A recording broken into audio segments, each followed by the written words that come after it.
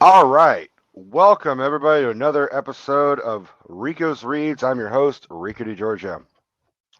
Just to give a quick little heads up, if you are new to this, I am going to be reading some Harry Potter written by J.K. Rowling. Bleh. Um, I do ad lib, I do impressions. This is not G rated. This is not even PG rated. So if you have little children watching this, I apologize in advance. You put this on.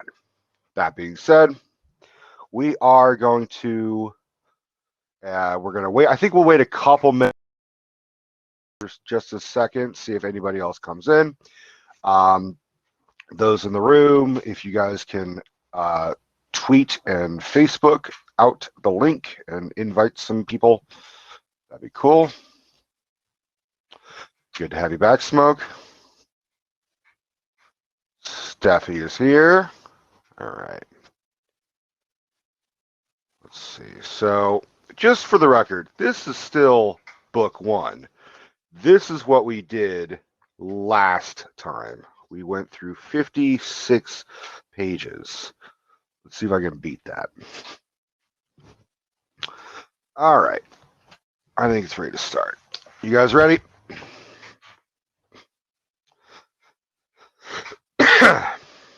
Chapter 4, The Keeper of the Keys. Boom! They knocked again. Dudley jerked awake. "Where's the cannon?" he said stupidly. There was a crash behind them, and Uncle Vernon came skidding into the room. He was holding a rifle in his hands. Now that they knew what had been the long, thin package he had brought with him. "Who's there?" he shouted. "I warn you, I'm armed."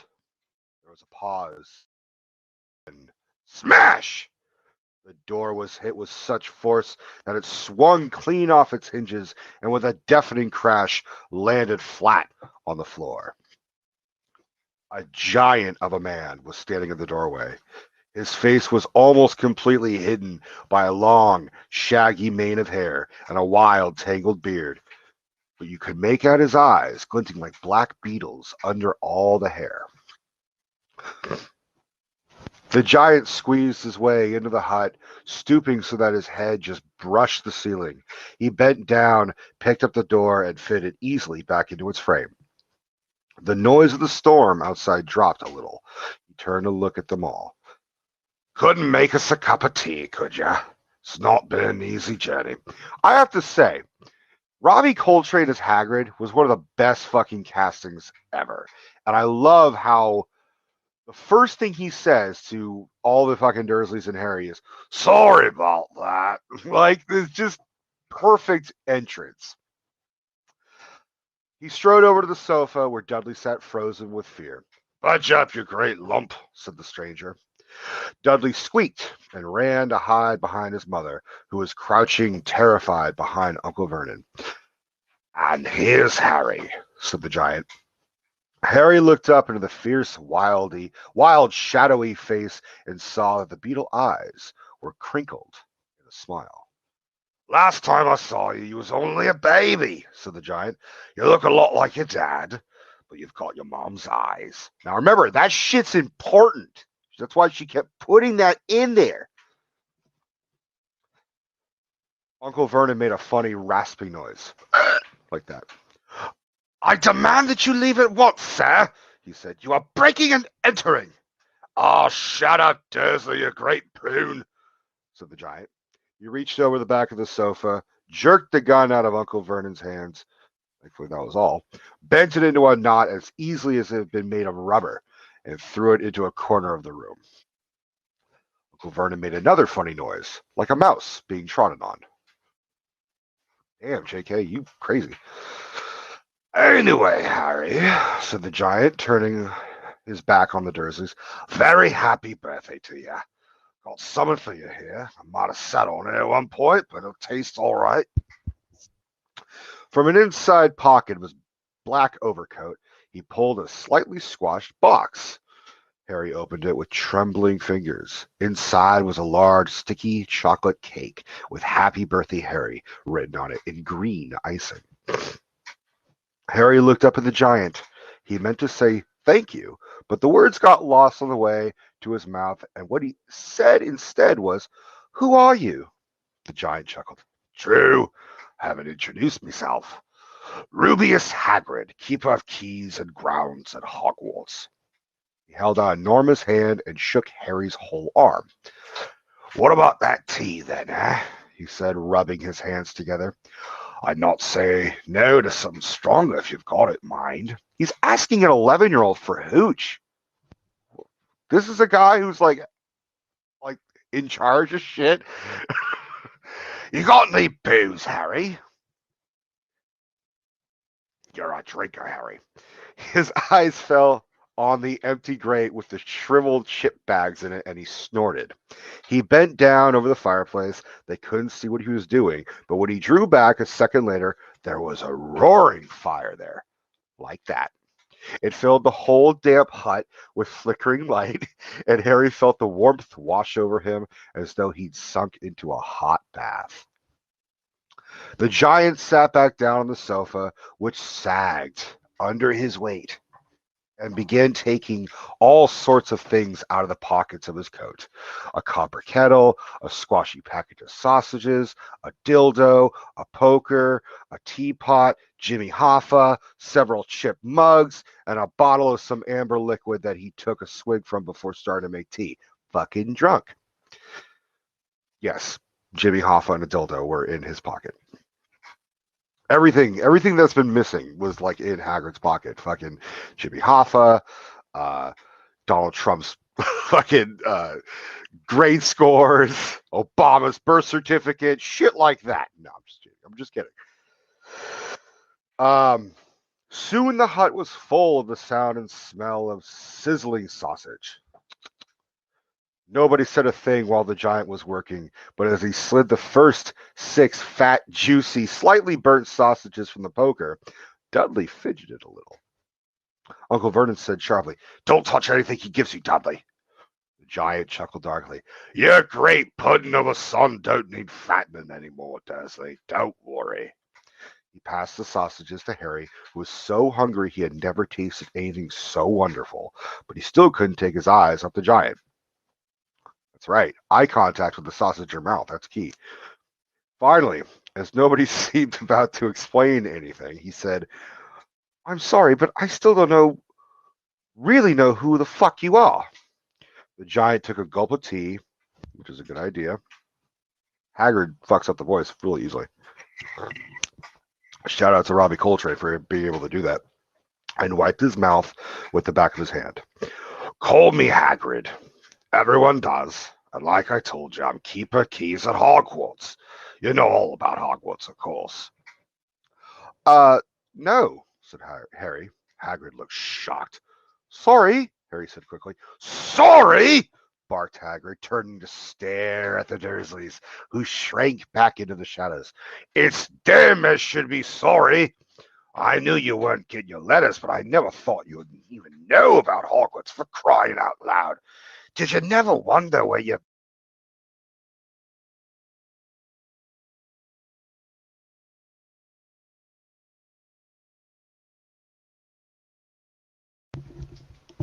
Headphones have been doing this thing where it beeps and then turns off for some reason. I guess J.K. Rowling is in charge of it. And she's like, "No, you turn that shit off. You're not allowed to speak." Did you never wonder where your parents learned it all?" "Oh, what?" asked Harry. "Oh, what?" Hagrid thundered. "Now wait just 1 second." He had leaped to his feet. In his anger, he seemed to fill the whole hut. The Dursleys were cowering against the wall. "Do you mean to tell me," he growled at the Dursleys, "that this boy knows nothing about anything?" Harry thought this was going a bit far. He had been to school, after all, and his marks weren't bad. Yeah, and that's why she wrote 7 fucking books explaining how stupid you are in each of them. "I know some things," he said. "I can, do math and stuff. That's also something interesting. They don't teach fucking math at Hogwarts." But Hagrid simply waved his hand and said, "About our world. I mean, your world, my world, your parents' fucking world." What world? Hagrid looked as if he was about to explode. Dursley! Uncle Vernon, who had gone very pale, whispered something that sounded like Mimblewimble. Mimblewimble. That's what he decided to say. She wrote that shit. Hagrid stared wildly at Harry. But you must know about your mom and dad, he said. I mean, they're famous. You're famous. What? My mom and dad weren't famous, were they? You don't know. You don't know. Hagrid ran his fingers through his hair, fixing Harry with a bewildered stare. You don't know what you are, he said finally. Uncle Vernon suddenly found his voice. Stop, he commanded. Stop right there, sir. I forbid you to tell the boy anything. A braver man than Vernon Dursley would have quailed under the furious look Hagrid now gave him. When Hagrid spoke, his every syllable trembled with rage. You never told him what was in the letter Dumbledore left for him. I was there. I saw Dumbledore leave it, Dursley, and you've kept it from him all these years. Kept what from me? Said Harry eagerly. Stop! I forbid you! Yelled Uncle Vernon in panic. Aunt Petunia gave a gasp of horror. Dudley shat his pants. Go boil your hands, both of you, said Hagrid. Harry, you're a wizard. There was silence inside the hut. Only the sea and the whistling wind could be heard. I'm a what? Gasped Harry. A wizard, of course, said Hagrid, sitting back down on the sofa, which groaned and sank even lower. And a thumping good un, I'd say, once you've been trained up a bit. With a mum and dad like yours, what else could you be? And I reckon it's about time you read your letter.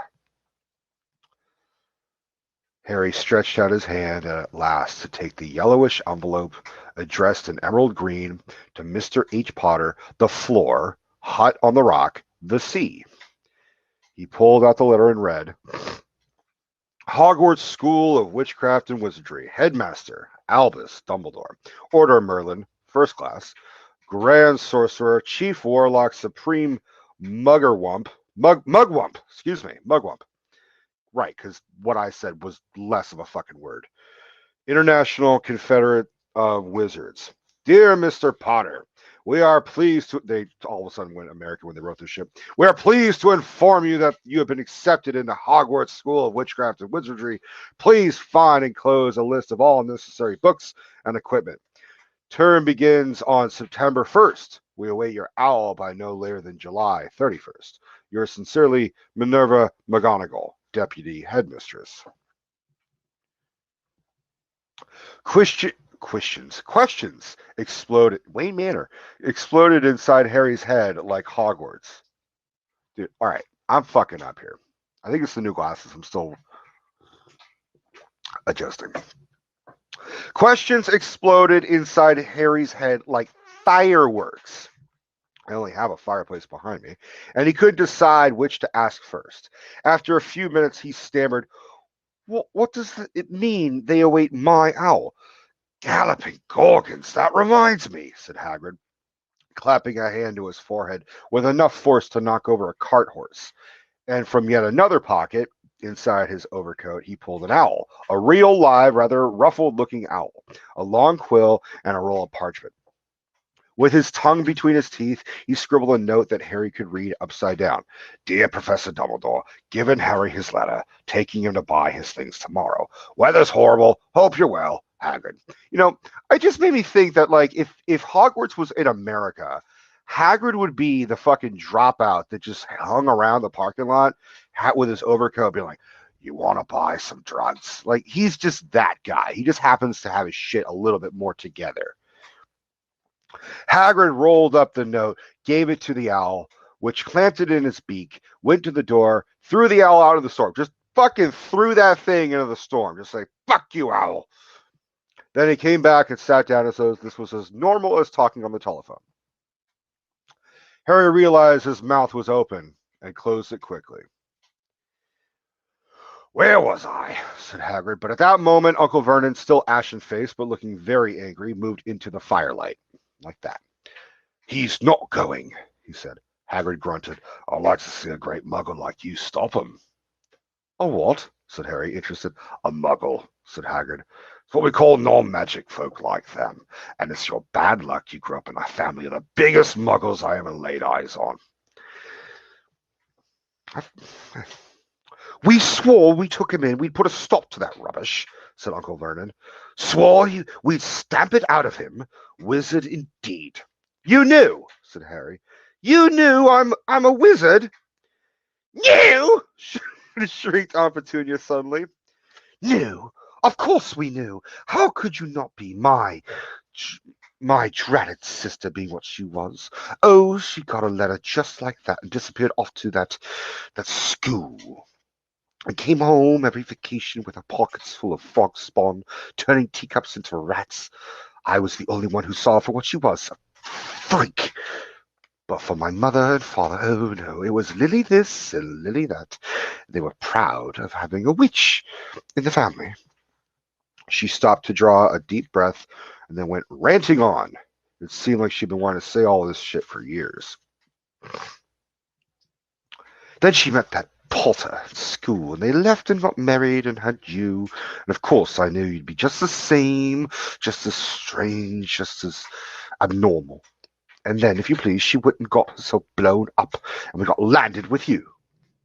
Harry had gone very white. Well, it's England. You're all fucking pale as fuck. As soon as he found his voice, he said, "Blown up? You told me they died in a car crash." "Car crash?" roared Hagrid, jumping up angrily, that the Dursleys scuttled back to their corner. "How could a car crash kill Lily and James Potter? It's an outrage! A scandal! Harry Potter not knowing his own story when every kid in our world knows his name." "I mean, wizards can die in a car crash. It's an outrage that they say that happened, but it's not like that can't happen." "But why? What happened?" Harry asked urgently. The anger faded from Hagrid's face. He looked suddenly anxious. "I never expected this," he said in a low, worried voice. "I had no idea. When Dumbledore told me there might be trouble getting hold of you, how much you didn't know. Harry, I don't know if I'm the right person to tell you, but someone's gotta. You can't go off to Hogwarts not knowing." He threw a dirty look at the Dursleys. One second. I'm just doing a little teabagging here. Oops. There we go.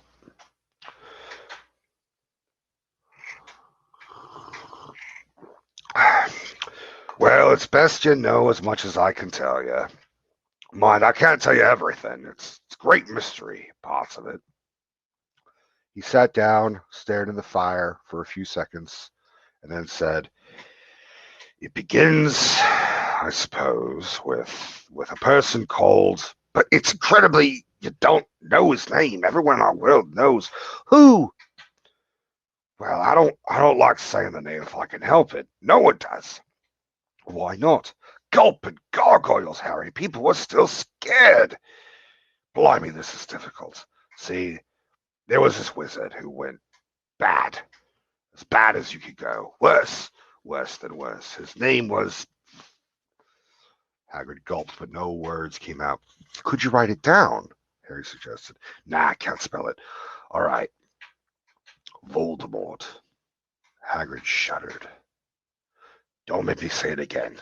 Anyway, this wizard, about 20 years ago now, started looking for followers. Got him too. Some were afraid, some just wanted a bit of his power. Because he was getting himself power all right. Dark days, Harry.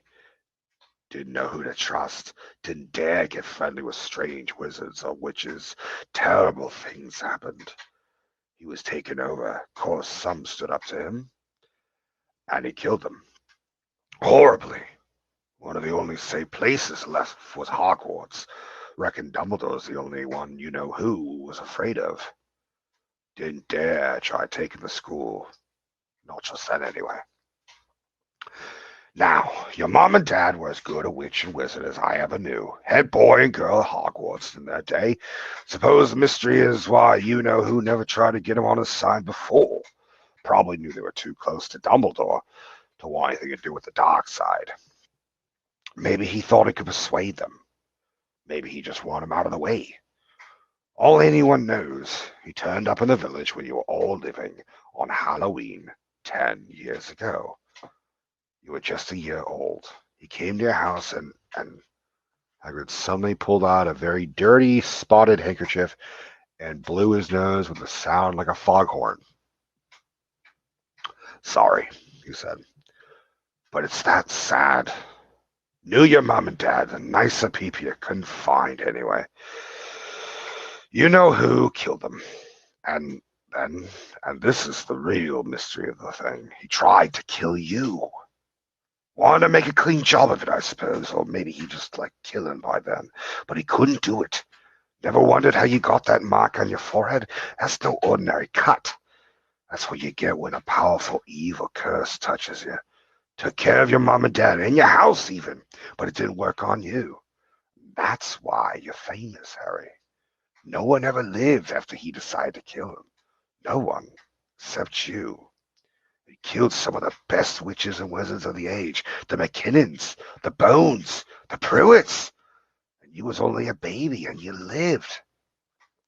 Something very painful was going on in Harry's mind. I think that's called a fucking migraine.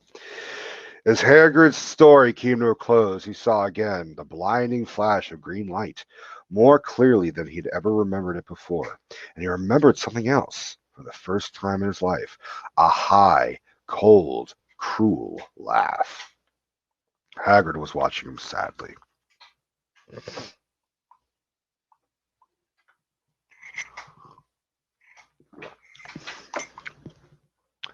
Took you from the ruined house myself, on Dumbledore's orders, brought you to this lot.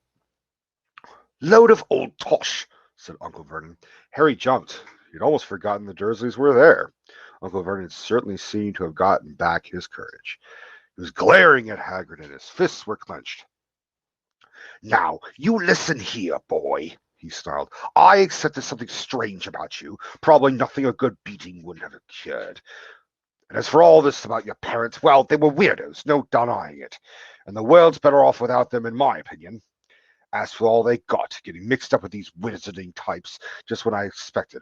Always knew they'd come to a sticky end. Damn, those are fighting words. But at that moment, Hagrid leaped from the sofa and drew a battered pink umbrella from inside his coat. Pointing this at Uncle Vernon like a sword, he said, I'm warning you, Dursley. I'm warning you. One more word. In danger of being speared on the end of an umbrella by a bearded giant. Uncle Vernon's courage failed again. He flattened himself against the wall and fell silent. That's better, said Hagrid, breathing heavily and sitting back down on the sofa, which at this time sagged right down to the floor. Rubius Hagrid, destroyer of furniture.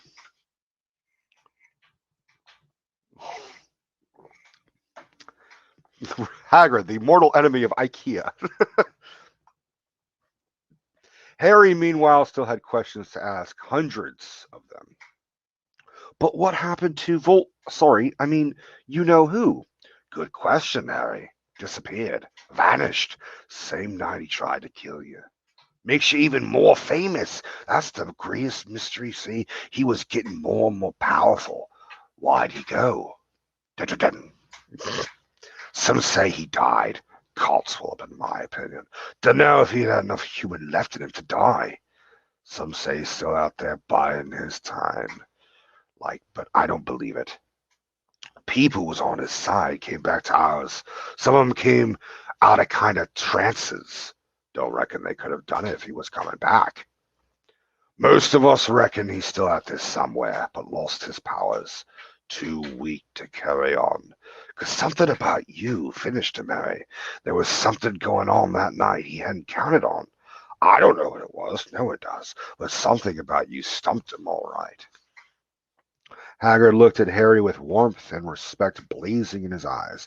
But Harry, instead of feeling pleased and proud, felt quite sure there had been a horrible mistake. A wizard? Him? How could he possibly be? He'd spent his life being clouded by Dudley and bullied by Aunt Petunia and Uncle Vernon. Motherfucker, you just unleashed a snake on your cousin. Dumb shit. If he was really a wizard, why hadn't they turned into warty toads every time they tried to lock him in his cupboard? If he'd once defeated the greatest sorcerer in the world, how come Dudley had always been able to kick him around like a football?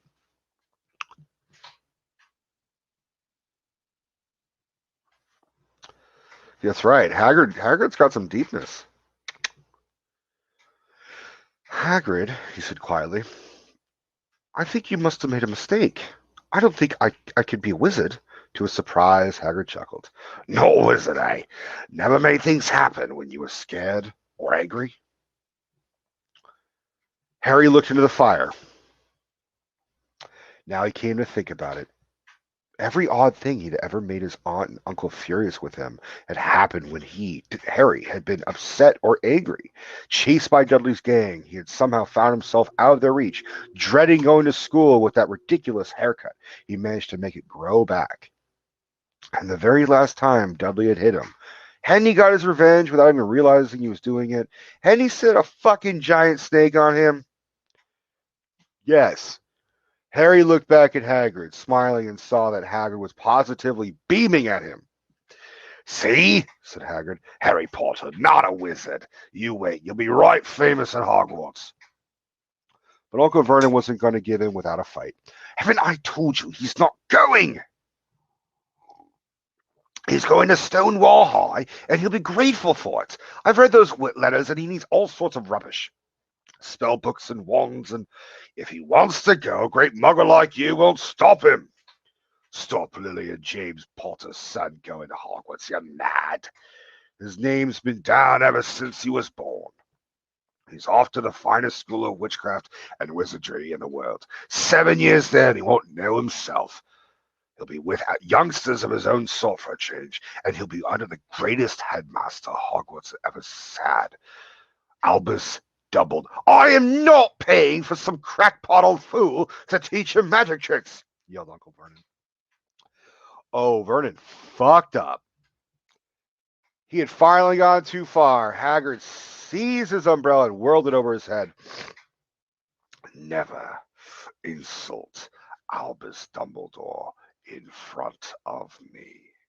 He brought the umbrella swishing down through the air to point at Dudley. There was a flash of violet light, a sound like a firecracker, a sharp squeal, and the next second, Dudley was dancing on the spot with his hands clasped over his fat bottom, howling in pain. When he turned his back on them, Harry saw a curly pig's tail poking through a hole in his trousers. Uncle Vernon roared. Pulling Aunt Petunia and Dudley into the other room, he cast one terrified look at Hagrid and slammed the door behind them.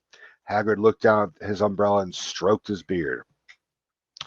Shouldn't have lost me temper, he said ruefully, but it didn't work anyway. Meant to turn him into a pig. But I suppose he was much like a pig anyway there, so wasn't much left to do. He cast a sideways look at Harry under his bushy eyebrows. Be grateful if you didn't mention that to anyone at Hogwarts. I'm not supposed to do magic, strictly speaking. I was allowed to do a bit of, to follow you and get your letters and stuff, but one of the reasons I was so keen to take on the job. Why aren't you supposed to do magic? Asked Harry. Oh, well, I was at Hogwarts myself, but I got expelled, to tell you the truth. In my third year. They snapped me wand in half and everything. Ow. But Dumbledore's let me stay on as gamekeeper. Great man, Dumbledore, great man. Why were you expelled? It's getting late. We've got lots to do tomorrow, said Hagrid loudly. Gotta get up to town, get all your books and that. He took off his thick black coat, threw it to Harry. You can keep under that. Don't mind if it wriggles a bit. I think I got a couple of dormice in one of the pockets. End of chapter 4. What are you all saying? Aha. What you hiding, Hagrid? I'm telling you, drugs. Yeah, dormice is fucking code for fucking heroin. Chapter 5. How are we doing? All right, that was 30 minutes. All right. Diagon Alley. Harry woke early the next morning. Although he could tell it was daylight, he kept his eyes shut tight. It was a dream, he told himself firmly. I dreamed a giant called Hagrid came to tell me I was going to school for wizards. When I open my eyes, I'll be at home in my cupboard. It was suddenly a loud tapping noise. Like that. And there's Aunt Petunia knocking on the door, Harry thought, his heart sinking, but he still didn't open his eyes. It had been such a good dream. All right, Harry mumbled. I'm getting up. He sat up and Hagrid's heavy coat fell off of him. Wouldn't they be fucked up if she just ended it right there like it was a dream and he just had to be miserable throughout the rest of these pages? The hut was full of sunlight. The storm was over. Hagrid himself was asleep on the collapsed sofa. And there was an owl wrapping its claw on the window, a newspaper held in its beak. Harry scrambled to his feet, so happy he felt as though a large balloon was swelling inside him. He went straight to the window and jerked it open. The owl swooped in and dropped the newspaper on top of Hagrid, who didn't wake up. The owl then fluttered onto the floor and began to attack Hagrid's coat. Don't do that! Harry tried to wave the owl out of the way, but it snapped its beak furiously at him and carried on savaging the coat. Giggity. Hagrid, said Harry loudly, there's an owl. Pay him, Hagrid grunted onto the sofa. What? He wants pay for delivering the paper. Look in the pockets. Hagrid needs his coffee. Hagrid's coat seemed to be made of nothing but pockets. Bunches of keys, slug pellets, balls of string, peppermint humbugs, tea bags. Finally, Harry pulled out a handful of strange-looking coins. Give him 5 knuts, said Hagrid sleepily. Knuts? Little bronze ones. Harry counted out 5 little bronze coins, and the owl held out his leg so Harry could put the money into a small leather pouch tied to it. Then he flew off through the open window. Hagrid yawned loudly, sat up, and stretched. Best be off, Harry. Lots to do today. Gotta get up to London, buy all your stuff for school. Harry was turning over the wizard coins and looking at them. He had just thought of something that made it feel as though the happy balloon inside him had gotten a puncture. Hagrid, said Hagrid, who was pulling on his huge boots. I haven't gotten any money. And you heard Uncle Vernon last night. He won't pay for me to go to learn magic. Don't worry about that, said Hagrid, standing up and scratching his head. You think your parents didn't leave you anything? But if the house was destroyed... They didn't keep their gold in the house, boy. Nah, first stop is for us Gringotts, Wizard's Bank. Have a sausage, they're not bad cold. And I wouldn't say no to a bit of your birthday cake, neither. Wizards have banks. Just the one. Gringotts, run by goblins. Harry dropped the bit of sausage he was holding. Goblins? Yeah. So you'd be mad to try and rob it. I'll tell you that. Never mess with the goblins. Gringotts is the safest place in the world for anything you want to keep safe, except maybe Hogwarts. As a matter of fact, I gotta visit Gringotts anyway. For Dumbledore, Hogwarts business. Hagrid drew himself up proudly. Usually gets me to do important stuff for him. Fetching you, getting things from Gringotts. Knows he can trust me, see? Got everything? Come on, then. I'd like to point out that there is a whole thing about how, like, the goblins and Gringotts was, like, a veiled fucking anti-Semitic thing by J.K. Rowling. Just want to put that out there. Yeah, gobbledygook is Hebrew.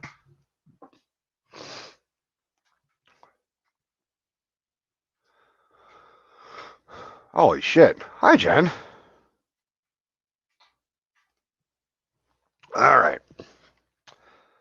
Harry followed Hagrid out onto the rock. The sky was quite clear now, and the sea gleamed in the sunlight. The boat Uncle Vernon had hired was still there, with a lot of water in the bottom after the storm. How did you get here? Harry asked, looking around for another boat. Flu? Said Hagrid. Flu? Yeah, but we'll go back in this. Not supposed to use magic now I've got you. They settled down the boat, Harry still staring at Hagrid, trying to imagine him flying. Seems a shame to row, though, said Hagrid, giving Harry another of his sideways looks. If I was to speed things up a bit, would you mind not mentioning it at Hogwarts? Of course not, said Harry, eager to see more magic. Hagrid pulled out the pink umbrella again, tapped it twice on the side of the boat, and they stalked off toward land. Why would you be mad to try and rob Gringotts? Harry asked. Spells, enchantments, said Hagrid, unfolding his newspaper as he spoke. They say there's dragons guarding the high-security vaults. And then you gotta find your way. Gringotts is hundreds of miles under London, see? Deep under the ground. You'd die of hunger trying to get out, even if you did manage to get your hands on something. Harry sat and thought about this while Hagrid read his newspaper, the Daily Prophet. Harry had learned from Uncle Vernon that people liked to be left alone while they did this. But it was very difficult. He never had so many questions in his life.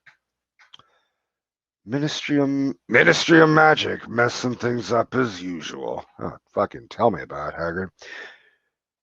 Hagrid muttered, turning the page. There's a Ministry of Magic? Harry asked before he could stop himself. Of course. They want Dumbledore for Mister, of course, but he'd never leave Hogwarts, so old Cornelius Fudge got the job. Bugler if there ever was one. So he pelts Dumbledore with owls every morning, asking for advice. But what does the Ministry of Magic do? Well, the main job is to keep it from the muggles. That there's still witches and wizards up and down the country. Why? Why, blimey, Harry, everyone be wanting magic solutions to the problems. Now, we're best left alone. At this moment, the boat bumped gently into the harbor wall. Hagrid folded up his newspaper, and they clambered up the stone steps onto the street. Passerby stared a lot at Hagrid as they walked through the little town to the station. Harry couldn't blame them. Not only was Hagrid twice as tall as anyone else, he kept pointing at perfectly ordinary things like parking meters and saying loudly, See that, Harry? Things these muggles dream up, eh? Hagrid, said Harry, panting a bit as he ran to keep up. Did you say there are dragons at Gringotts?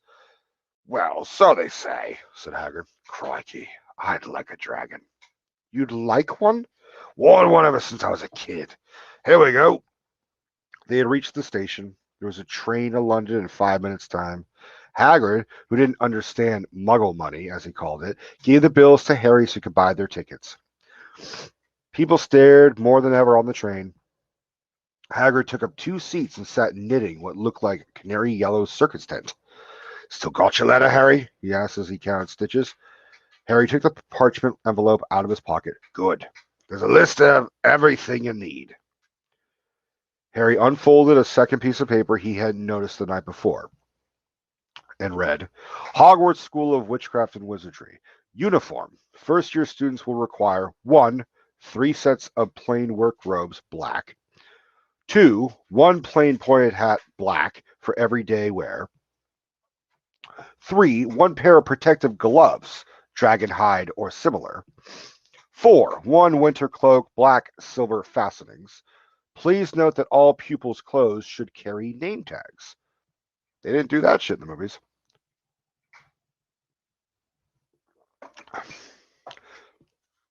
Course books. All students should have a copy of each of the following. The Standard Book of Spells, Grade 1, by Miranda Goshawk. A History of Magic by Bathilda Bagshot. She's important. Magical Theory by Adalbert Waffling. Oh, fuck off, J.K. Rowling. A Beginner's Guide to Transfiguration by Emmerich Switch. 1,000 Magical Herbs and Fungi by Philida Spore. An expert on fungi's last name is fucking Spore?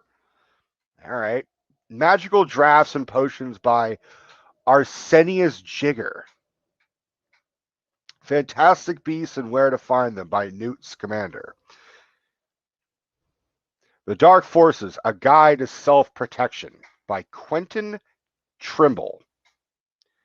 Other equipment, 1 wand, 1 cauldron, pewter, standard size 2, 1 set glass or crystal phials, 1 telescope, 1 set of brass scales. Students may also bring an owl, or a cat, or a toad. Why the fuck does Ron have scabbers? Owl, cat, or toad? Fucking little lawbreaker right there. Parents are reminded that first years are not allowed their own broomsticks. Can we buy all this in London? Harry wondered aloud. If you know where to go, said Hagrid, being all suspicious and shit. Harry had never been to London before. Although Hagrid seemed to know where he was going, he was obviously not used to getting there in an ordinary way. He got stuck in the ticket barrier on the underground and complained loudly that the seats were too small and the trains too slow. I don't know how the muggles manage without magic, he said as they climbed a broken-down escalator that led up to a bustling road lined with shops. I'm willing to bet the escalator was working fine until Hagrid fucking stepped on it. That's what I'm betting. Hagrid was so huge that he parted the crowd easily. Motherfuckers! All Harry had to do was keep close behind him. They passed bookshops and music stores, hamburger restaurants and cinemas, but nowhere that looked as though he could sell you a magic wand. This was just an ordinary street full of ordinary people. Could there really be piles of wizard gold buried miles beneath them? Were there really shops that sold spell books and broomsticks? Might this not all be some huge joke that the Dursleys had cooked up? Find out next on this next fucking sentence of Harry Potter and the Sorcerer's Stone. If Harry had known the Dursleys had no sense of humor, he might have thought so. Yet somehow, even though everything Hagrid had told him so far was unbelievable, Harry couldn't help trusting him. Escalators don't break, they become stairs. They evolve. This is it, said Hagrid, coming to a halt. The Leaky Cauldron. It's a famous place. It was a tiny, grubby-looking pub. If Hagrid hadn't pointed it out, Harry wouldn't have noticed it was there. The people hurrying by didn't glance at it. Their eyes slid from the big bookshop on one side to the record shop on the other, as if they couldn't see the Leaky Cauldron at all. In fact, Harry had the most peculiar feeling that only he and Hagrid could see it. Before he could mention this, Hagrid had steered him inside. What does an elevator become when they break? Death.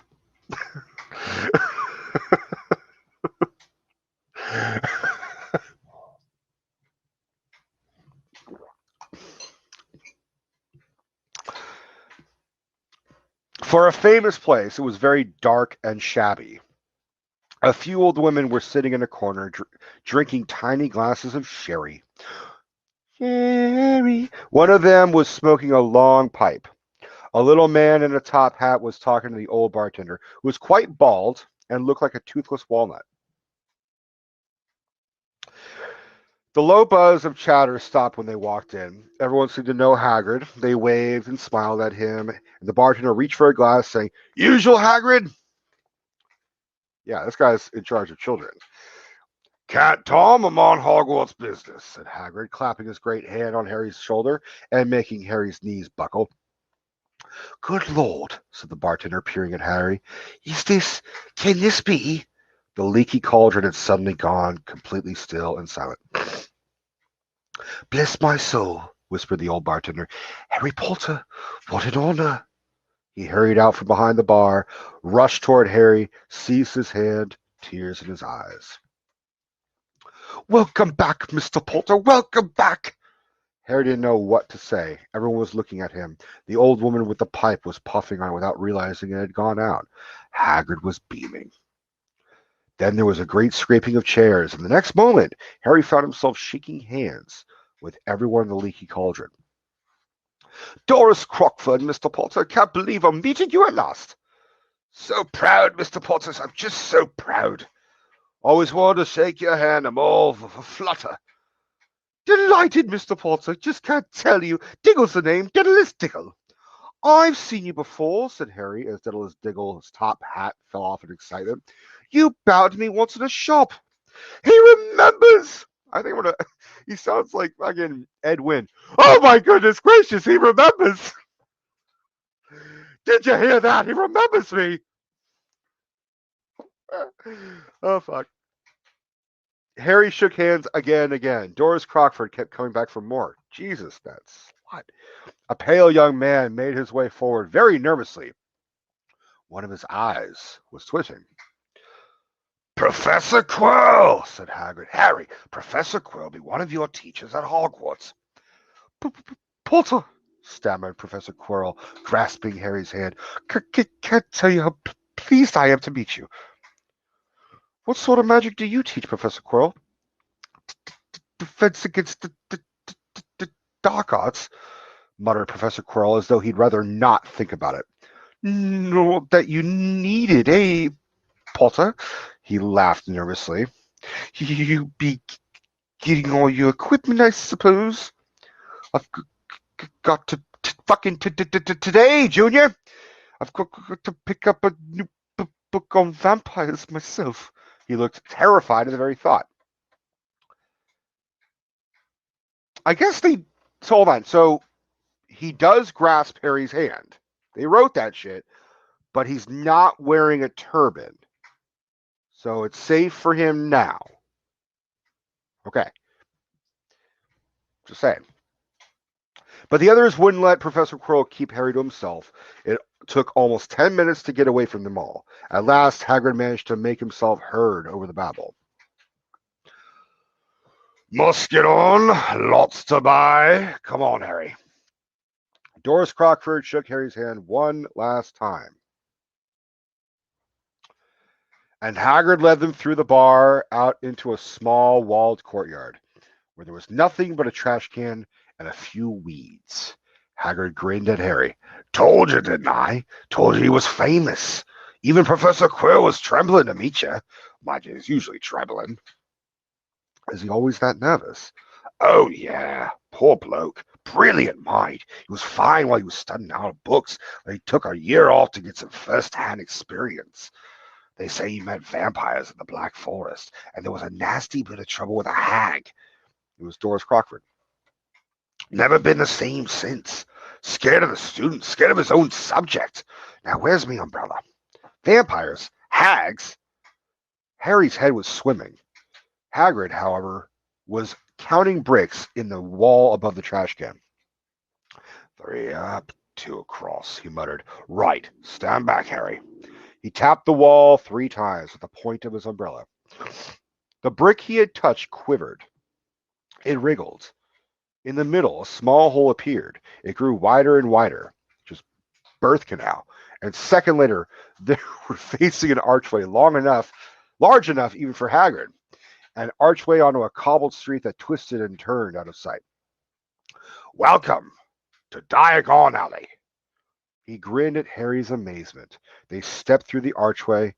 Harry looked quickly over his shoulder and saw the archway shrink instantly back into solid wall. How are we doing on time? Oh, we're doing really good on time.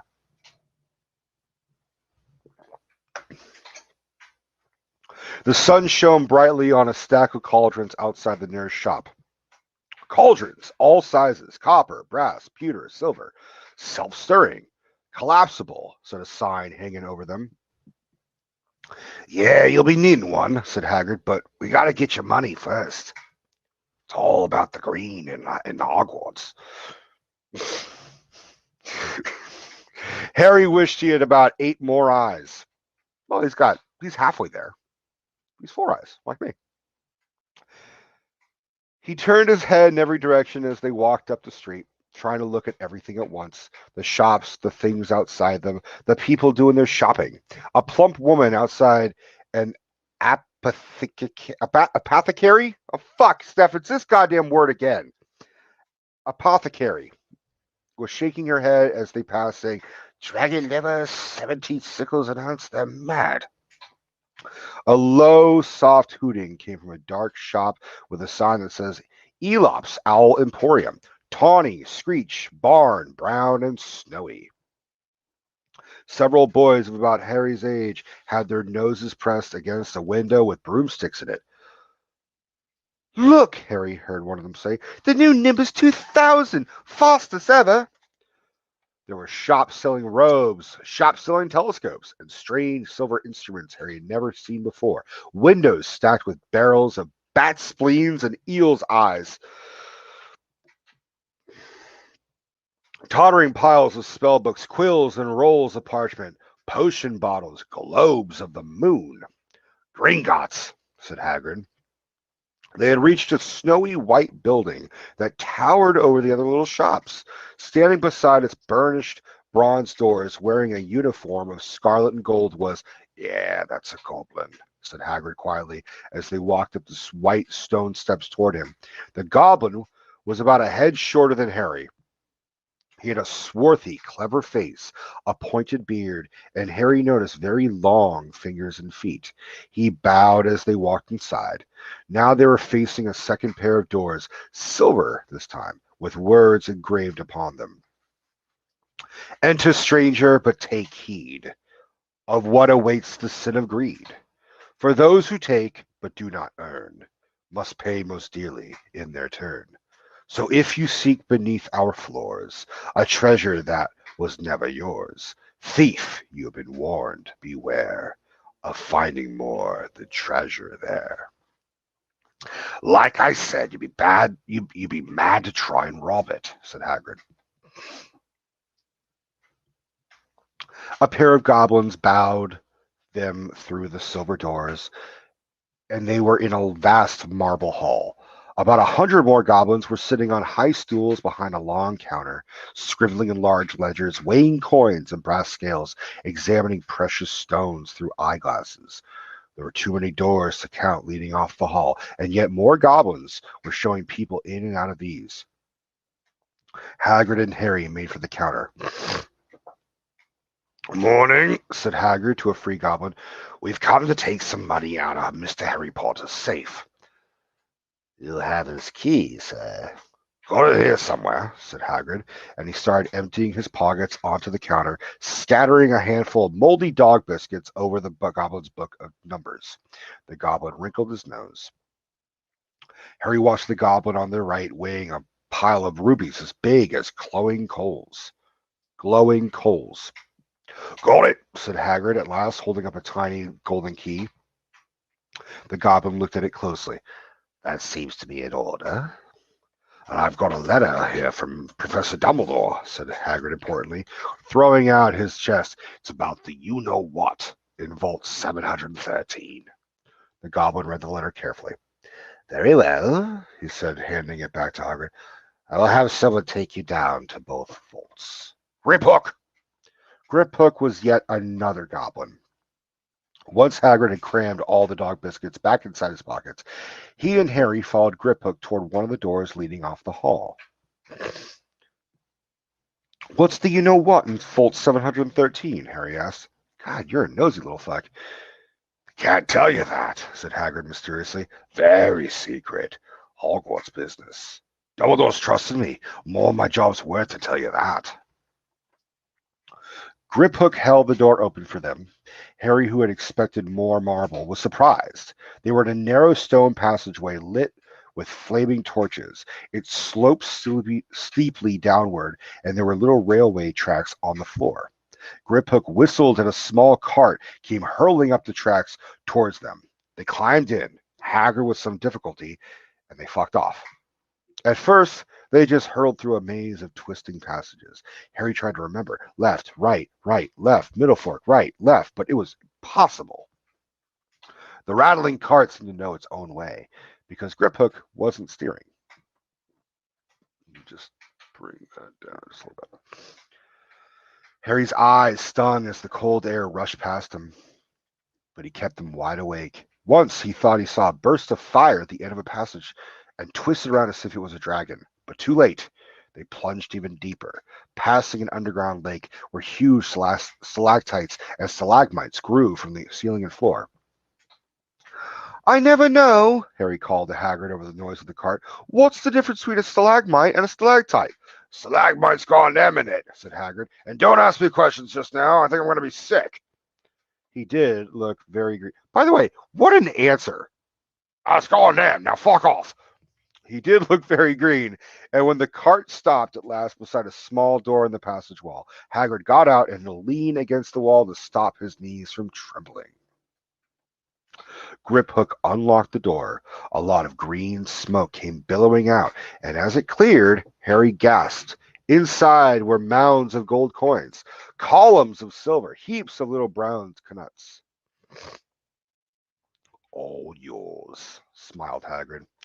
All Harry's. It was incredible. The Dursleys could have known about this, or they'd have had it from him faster than blinking. How often had they complained how much Harry cost them to keep? And all the time there had been a small fortune belonging to him, buried deep under London. Hagrid helped Harry pile some of it into a bag. The gold ones are galleons, he explained. 17 silver sickles to a galleon and 29 knuts to a sickle. It's easy enough. The fuck it is. That doesn't make any bit of goddamn sense. Right, that should be enough for a couple of terms. We'll keep the rest for you, safe for you. He turned to Griphook. Vault 713 now, please, and can we go more slowly? One speed only, said Hagrid. That sounded oddly fucking like Rankin Bass, like I want to be a dentist. They were going even deeper now and gathering speed. The air became colder and colder as they hurled around tight corners. They went rattling over an underground ravine, and Harry leaned over the side to try and see what was down at the dark bottom, but Hagrid groaned and pulled him back by the scruff of his neck. Vault 713 had no keyhole. Stand back, said Griphook importantly. He stroked the door gently with one of his long fingers, and it simply melted away. Damn! Griphook's got the magic fucking touch. If anyone but a Gringotts goblin tried that, they'd be sucked through the door and trapped in there, said Griphook. How often do you check to see if there's anyone inside? Harry asked. About once every 10 years, said Griphook with a rather nasty grin. Something really extraordinary had to be inside this top security vault. Harry was sure, and he leaned forward eagerly, expecting to see a fabulous jewels at the very least. But at first he thought it was empty. Then he noticed a grubby little package wrapped up in brown paper lying on the floor. Someone was brown bagging their lunch and left it in this fucking vault. Hagrid picked it up and tucked it deep inside his coat. Harry longed to know what it was, but knew better than to ask. Come on, back in this infernal cart, and don't talk to me on the way back. It's best if I keep my mouth shut, said Hagrid. One wild cart ride later, they were blinking in the sunlight outside Gringotts. Harry didn't know where to run first now that he had a bag full of money.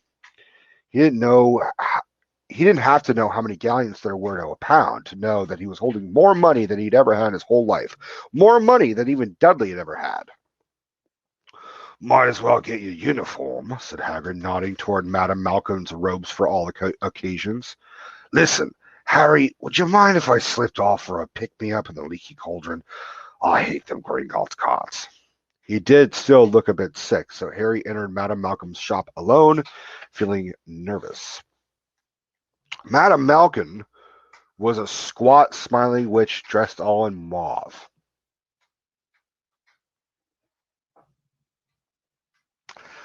Hogwarts, dear, she said when Harry started to speak. Got the lot here. Another young man being fitted up just now. In fact, wow, I made her sound like fucking British Katharine Hepburn, didn't I? Got the lot here.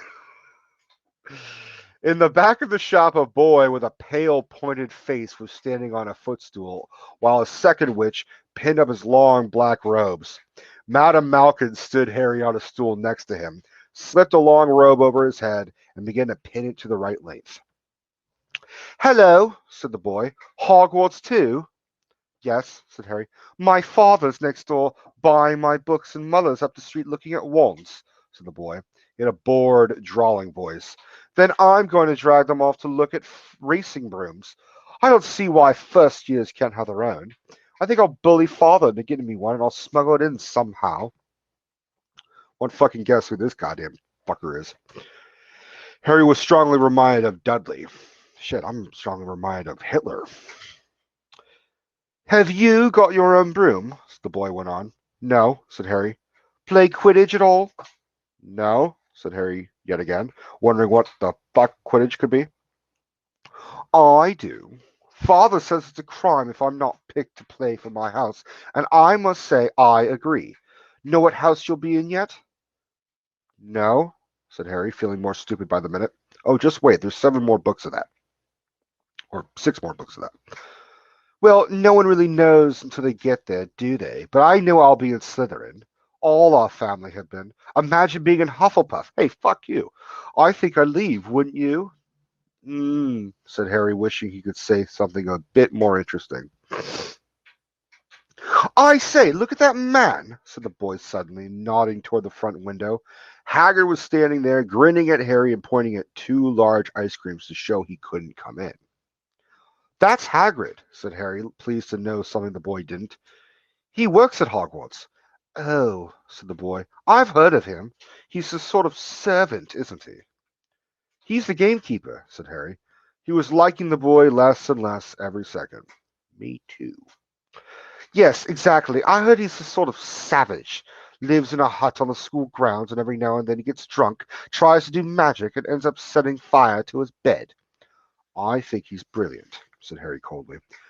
Do you? Said the boy with a slight sneer. Why is he with you? Where are your parents? They're dead, said Harry shortly. Damn, Harry.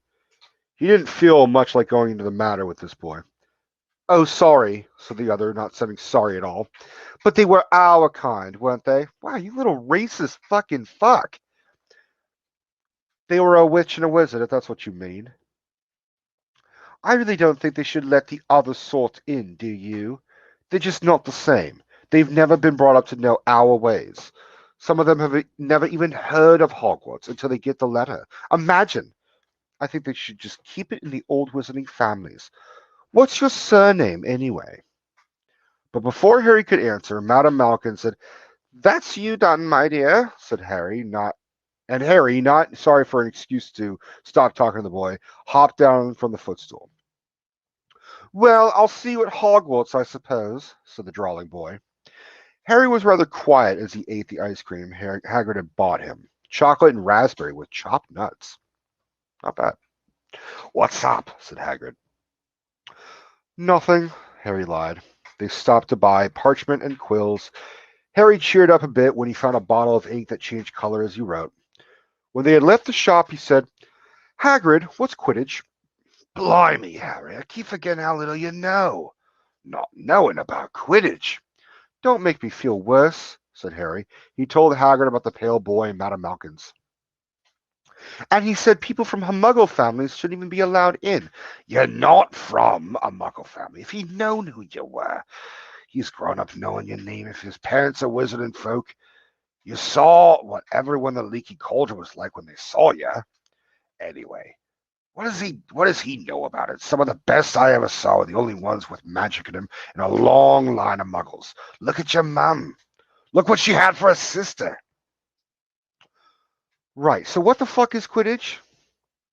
It's our sport. Wizard sport. It's like soccer in the muggle world. Everyone follows Quidditch, played up in the air on broomsticks, and there's 4 balls. Sort of hard to explain the rules. No, it's not, Hagrid. You're just half drunk. And what is Slytherin and Hufflepuff? Slytherin is some dirty shit. Hufflepuff is what you do in order to get in the mood for the dirty shit.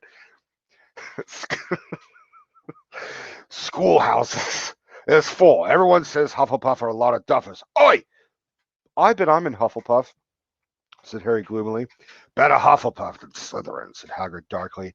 There's not a single witch or wizard who went bad who wasn't in Slytherin. You know who was one. Sorry, you know who was at Hogwarts? Years and years ago, said Hagrid. That's when you say, yeah, his name was Tom Riddle, and he framed me, that slithering fucking slippery shit. They bought Harry's school book and school books at a shop called Flourish and Blots, where the shelves were stacked to the ceiling with books as large as paving stones bound in leather, books the size of postage stamps and covers of silk, books full of peculiar symbols, and a few books with nothing in them at all. Even Dudley, who never read anything, would have been wild to get his hands on some of these books. Haggard almost had to drag Harry away from curses and counter curses. Bewitch your friends and befuddle your enemies with the latest revenges. Hair loss, jelly legs, tongue tying, and much, much more by Professor Vindictus Vindictus Viridian. I swear Rowling is writing like names and shop owner businesses like it's like a wizard said, "Oh, my first name's Vindictus. I'm gonna write a fucking curse book." I was trying to find out how to curse Dudley. I'm not saying that's not a good idea, but you're not to use magic in the Muggle world except in very special circumstances. And anyway, you couldn't work any of them curses yet. You'll just need a lot more study before you get to that level. Haggard wouldn't let Harry buy a solid gold cauldron either. It says pewter on your list. Jesus, Harry, you get win all Trumpy as soon as you got some money in your pocket. But they got a nice set of scales for weighing potions ingredients and a collapsible brass telescope. Then they visited the, I fucking hate this word, apothecary. I don't even know if that's correct, which was fascinating enough to make up for its horrible smell. A mixture of bad eggs and rotted cabbages. Barrels of slimy stuff stood on the floor. Jars of herbs, dried roots, and bright powders lined the walls. Bundles of feathers, strings of fangs, and snarled claws hung from the ceiling. While Haggard asked the man behind the counter for a supply of some basic potion ingredients for Harry, Harry himself examined silver unicorn horns and 21 galleons each, and minuscule, glittery black beetle eyes, 5 canuts a scoop. Because that's what you need to waste your money on. Outside the, whatever the fuck that word is, apothecary, Haggard checked Harry's list again. Just your wand left. Oh, yeah, and I still haven't got you a birthday present. Harry felt, you brought him into the wizarding world. Is that not good enough? Harry felt himself go red. You don't have to. I know I don't have to. Tell you what, I'll get your animal. Not a toad. Toads went out of fashion years ago. You'd be laughed at. Well, no one told Neville. And I don't like cats. They make me sneeze. Well, it's not for you, motherfucker. What if Harry loves cats? I'll get you an owl. All the kids want owls. They're dead useful, carry your mail and everything. 20 minutes later, they left Elop's Owl Emporium, which had been dark and full of rustling and flickering jewel-bright eyes. Harry now carried a large cage that held a beautiful snowy owl, fast asleep with her head under her wing. He couldn't stop stammering his thanks, sounding just like Professor Quirrell. Don't mention it, said Hagrid gruffly. Don't expect you've got a lot of presents from them Dursleys. Just Ollivanders left now. Only place for wands, Ollivanders, and you gotta have the best wand. A magic wand. This was what Harry had been really looking forward to. Apothecary. Fuck that fucking word. That's what I say. The last shop was narrow and shabby. Peeling gold letters over, over the door read Ollivanders, makers of fine wands since 382 BC. Damn, he's old. A single wand lay on a faded purple cushion in the dusty window. A tinkling bell rang somewhere in the depths of the shop as they stepped inside. It was a tiny place, empty except for a single spindly chair that Hagrid sat on to wait. Harry felt strangely as though he had entered a very strict library. He swallowed a lot of new questions that had just occurred to him and looked instead at the thousands of narrow boxes piled neatly right up to the ceiling. For some reason, the back of his neck prickled. The very dust and silence in here seemed to tingle with some secret magic. Good afternoon, said a soft voice. Harry jumped. Hagrid must have jumped too, because there was a loud crunching noise, and he got quickly off the spindly chair. An old man was standing before them, his wide, pale eyes shining like moons through the gloom of the shop. "Hello," said Harry awkwardly. "Ah, yes. Yes, yes. I thought I'd be seeing you soon, Harry Potter." It wasn't a question. "You have your mother's eyes. It seems only yesterday she was in here herself, buying her first wand. 10¼ inches long, swishy, made of willow. Nice wand for charm work." I'm intentionally making him fucking creepy, because he is creepy. Mr. Ollivander moved closer to Harry. Harry wished he would blink. Those silvery eyes were a bit creepy. "See? Fucking, yeah." "Your father, on the other hand, favored a mahogany wand. 11 inches, pliable, a little more power and excellent for transfiguration. Well, I say your father favored it. It is really the wand that chooses the wizard, of course." Mr. Ollivander had come so close that he and Harry were almost nose to nose. Boundaries, social distance. Harry could see himself reflected in those misty eyes. And that's where Mr. Ollivander touched the lightning scar on Harry's forehead with a long white finger. "What the fuck?" "I'm sorry to say I sold the wand that did that," he said softly. 13½ inches. You. Powerful wand, very powerful, and in the wrong hands. Well, if I had known what that wand was going to do and going out into the world to do. He shook his head and then, to Harry's relief, spotted Hagrid. Rubius Hagrid, how nice to see you again. Oak, 16 inches, rather bendy, wasn't it?" "It was, yes, sir," said Hagrid. "Good wand, that one. But I suppose they snapped it in half when you got expelled," said Mr. Ollivander, suddenly stern. Yes, they did," said Hagrid, shuffling his feet. "I've still got the pieces, though," he added brightly. "But you don't use them," said Mr. Ollivander sharply. "Oh, no, sir," said Hagrid quickly. Harry noticed he gripped his pink umbrella very tightly as he spoke. Said Mr. Ollivander, giving Hagrid a piercing look. "Well, now, Mr. Potter, let me see." He pulled a long tape measure with silver markings out of his pocket. "Which is your wand arm?" Well, I'm right-handed," said Harry. "Hold out your arm. That's it." He measured Harry from shoulder to finger, from wrist to elbow, shoulder to floor, knee to armpit, and round his head. As he measured, he said, "Every Ollivander wand has a core of powerful, magical substance, Mr. Potter. We use unicorn hairs, phoenix tail feathers, and the heartstrings of dragons. No two Ollivander wands are the same, just as no two unicorns, dragons, or phoenixes are quite the same. And of course, you will never get such good results with another wizard's wand." Harry suddenly realized that the tape measure, which was measuring between his nostrils, was doing this on its own. Mr. Ollivander was flitting around the shelves, taking down boxes. "That will do," he said, and the tape measure crumpled into a heap on the floor. "Right, then, Mr. Potter, try this one. Beechwood and dragon heartstring, 9 inches, nice and flexible. Just take it and give it a wave." Harry took the wand and, feeling foolish, waved it around a bit, but Mr. Ollivander snatched it out of his hand almost at once. "Maple and phoenix feather, 7 inches, quite whippy. Try."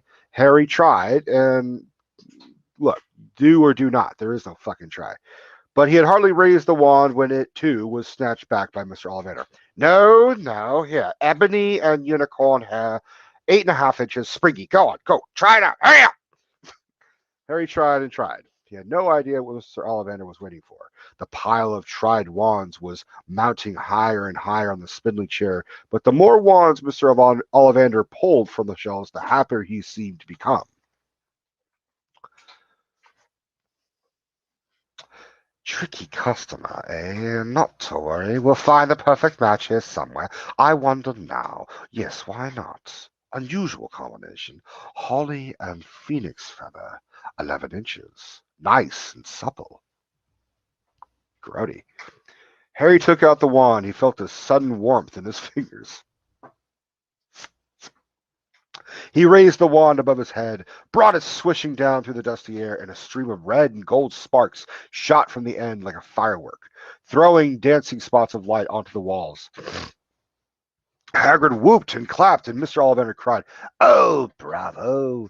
Yes, indeed. Oh, very good. Well, well, well. How curious. How very curious."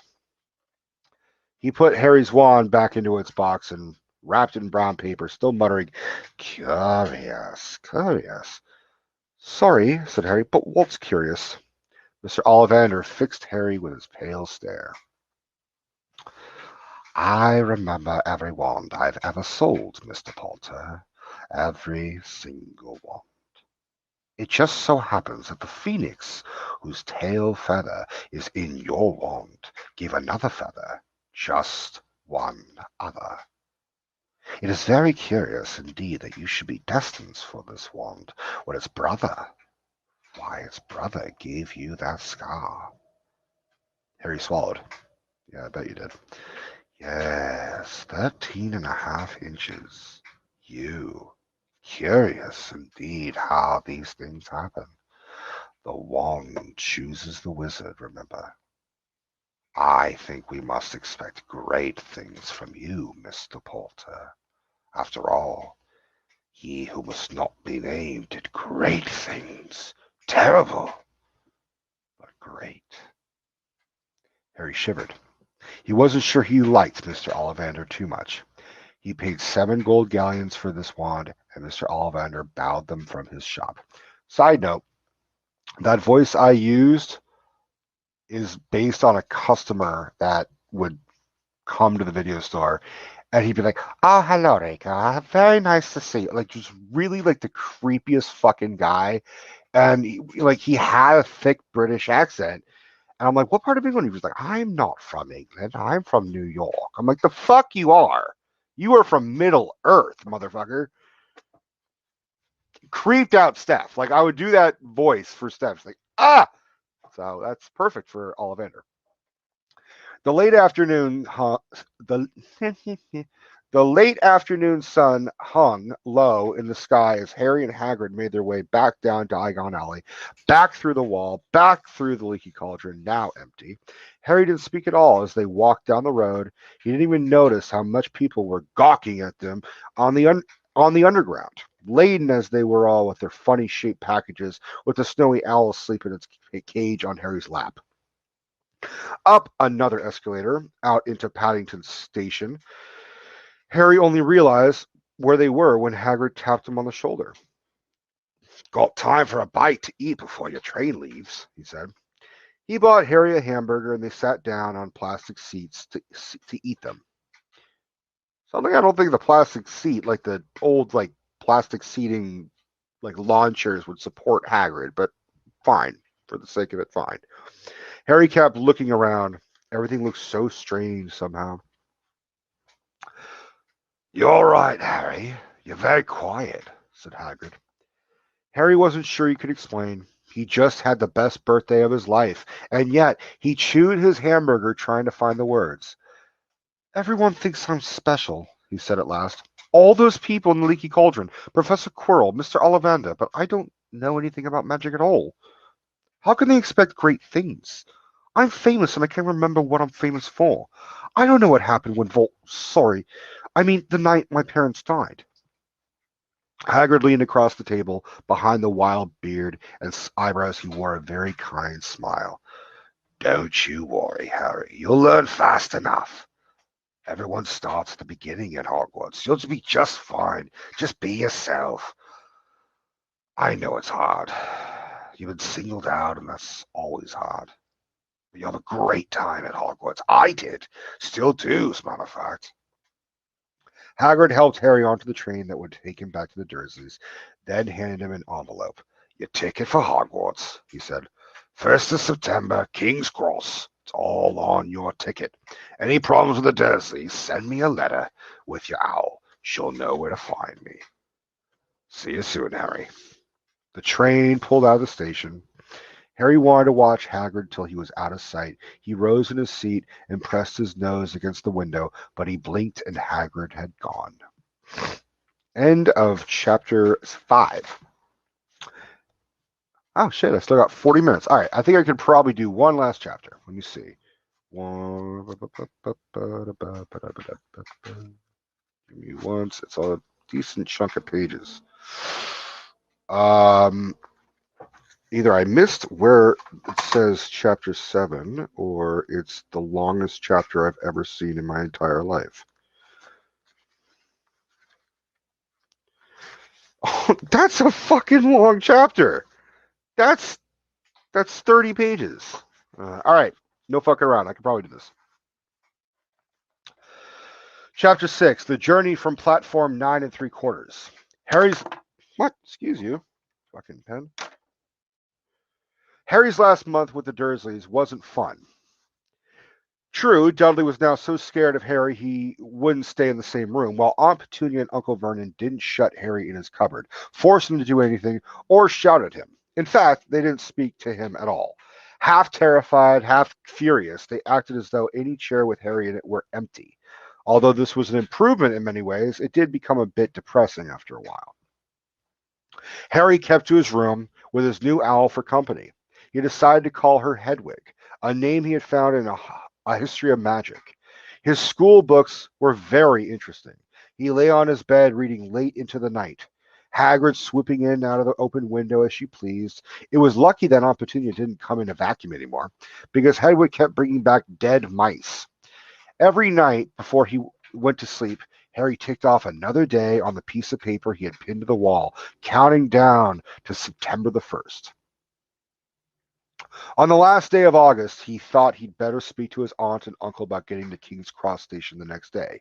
So he went down to his living room, where they were watching a quiz show on television. He cleared his throat to let them know he was there, and Dudley screamed and fucked off from the room. Uncle Vernon? Uncle Vernon grunted to show he was listening. I need to be at King's Cross tomorrow to go to Hogwarts. Uncle Vernon grunted again. Would it be all right if you gave me a lift? Grunt.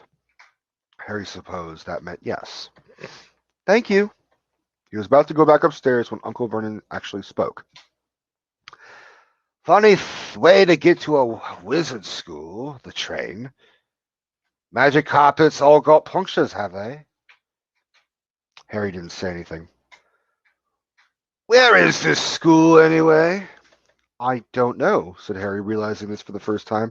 He pulled the ticket Hagrid had given him out of his pocket. I just take the train from platform 9 3/4 at 11 o'clock, he read. His aunts and uncles stared. Platform what? 9 3/4. Okay, plot hole. Petunia knows about platform 9 3/4. She does. So that's some bullshit right there. Don't talk rubbish, said... that's Hagrid, sorry. Don't talk rubbish, said Uncle Vernon. There is no platform 9 3/4. I saw my ticket. Barking, said Uncle Vernon. Howling mad, the lot of them. You'll see. You just wait. All right, we'll take you to King's Cross. We're going up to London tomorrow anyway, so I wouldn't bother. Why are you going to London? Harry asked, trying to keep things friendly. Taking Dudley to the hospital, growled Uncle Vernon. Gotta have that ruddy tail removed before he goes to Smeltings.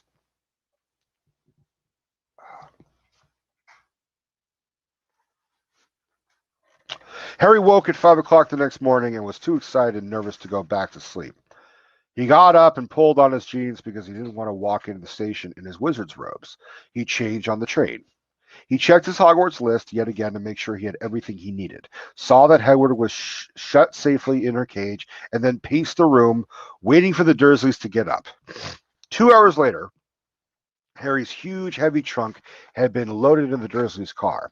Aunt Petunia had talked Dudley into sitting next to Harry, and they had set off.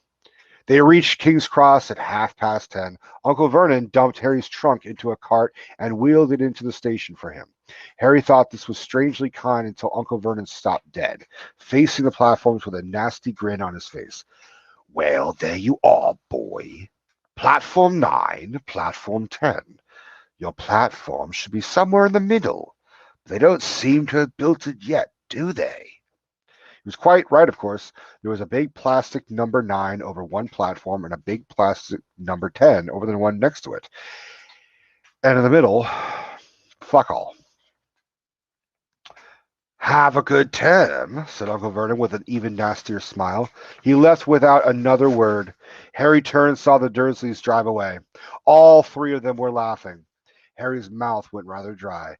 What on earth was he going to do? He was starting to attract a lot of funny looks because of Hedwig. He'd have to ask someone. He stopped a passing guard, but didn't dare mention platform 9 3/4. The guard had never heard of Hogwarts, and when Harry couldn't even tell him what part of the country it was in, I mean, Scotland, started to get annoyed, as though Harry was being stupid on purpose. Getting desperate, Harry asked for the train that left at 11 o'clock, but the guard said there wasn't one. In the end, the guard strode away, muttering about time wasters.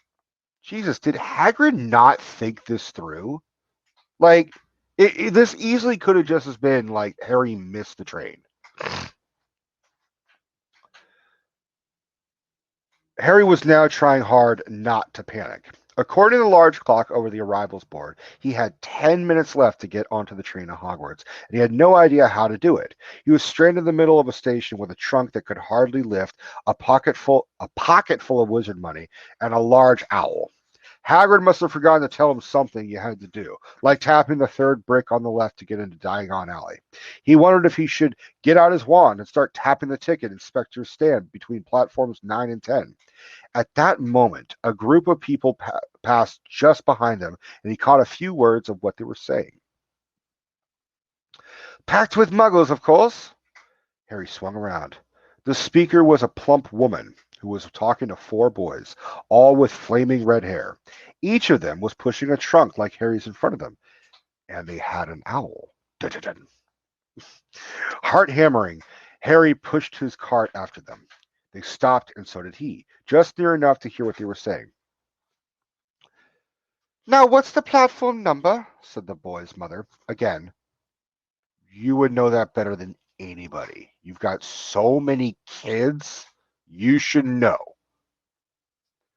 Unless she's like trying to like get Ginny to learn or something. 9 3/4, piped the small girl, also redheaded, who was holding her hand. Mom, can't I go? Yeah, plus she was there herself. Like, come on, Molly.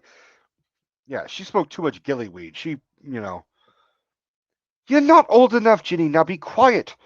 All right, Percy, you go first. What looked like the oldest boy marched toward platforms 9 and 10. Harry watched, careful not to blink in case he missed it, but just as the boy reaching the dividing barrier between the two platforms, a large crowd of tourists came swarming in front of him, and by the time the last backpack had cleared away, the boy had vanished. Fred, you next, the plump woman said. I'm not Fred, I'm George, said the boy. Honestly, woman, you call yourself our mother? Can't you tell I'm George? Sorry, George, dear. Only joking, I am Fred, said the boy, and off he went. His twin called after him to hurry up, and he must have done so because a second later he had gone. But how had he done it? Now the third brother was walking briskly toward the barrier. He was almost there, and then quite suddenly he wasn't anywhere. There was nothing else for it. Excuse me, Harry said to the plump woman. Hello, dear. First time at Hogwarts. Ron's new too. She pointed at the last and youngest of her sons. He was tall, thin, and gangling, with freckles, big hands and feet, and a long nose. Yes, the thing is, I don't know how to get onto the platform. So she said kindly, and Harry nodded. Not to worry. All you have to do is walk straight at the barrier between platforms 9 and 10. Don't stop and don't be scared you'll crash into it. That's very important. Best to do it at a bit of a run if you're nervous. Go on now. Go now before Ron. Okay. Yeah, just tell him and then unleash him into a wall. He pushed his trolley around and stared at the barrier. It looked very solid. He started to walk toward it. People jostled him on their way to platforms 9 and 10. Harry walked more quickly. He was going to smash right into that barrier and then he'd be in trouble. Leaning forward onto his cart, he broke into a heavy run. The barrier was coming nearer and nearer. He wouldn't be able to stop. The cart was out of control. He was a foot away. He closed his eyes, ready for the crash, and it didn't come because obviously it didn't come. He kept on running. He opened his eyes. A scarlet steam engine was waiting next to a platform packed with people. A sign overhead said Hogwarts Express, 11 o'clock. Harry looked behind him and saw a wrought iron archway where the barrier had been with the words Platform 9 and 3/4 on it. It was written by Andrew Dice Clay. Platform 9 and 3/4. He had done it. Oh, smoke from the engine drifted over the heads of the chattering crowd, while cats of every color wound. Wait, what? While cats of every color wound here and there between their legs. There it is. Owls hooted to one another in a disgruntled sort of way over the babble and the scraping of heavy trunks. The first few carriages were already packed with students, some hanging out of the window to talk to their families, some fighting over seats. Harry pushed his cart off down the platform in search of an empty seat. He passed a round-faced boy who was saying, "Gran, I've lost my toad again." "Oh, Neville," he heard the old woman sigh. A boy with dreadlocks was surrounded by a... Excuse you, motherfucker. Uh, boy with dreadlocks was surrounded by a small crowd. "Give us a look, Lee. Go on." "Fucking move, phone." The boy lifted the lid of a, sorry. The boy lifted the lid of a box in his arms, and the people around him shrieked and yelled as something inside poked out a long, hairy leg. Harry pressed on through the crowd until he found an empty compartment near the end of the train. He put Hedwig inside first and then started to shove and heave his trunk toward the train door. Just want to keep an eye on the time. All right, I'm okay.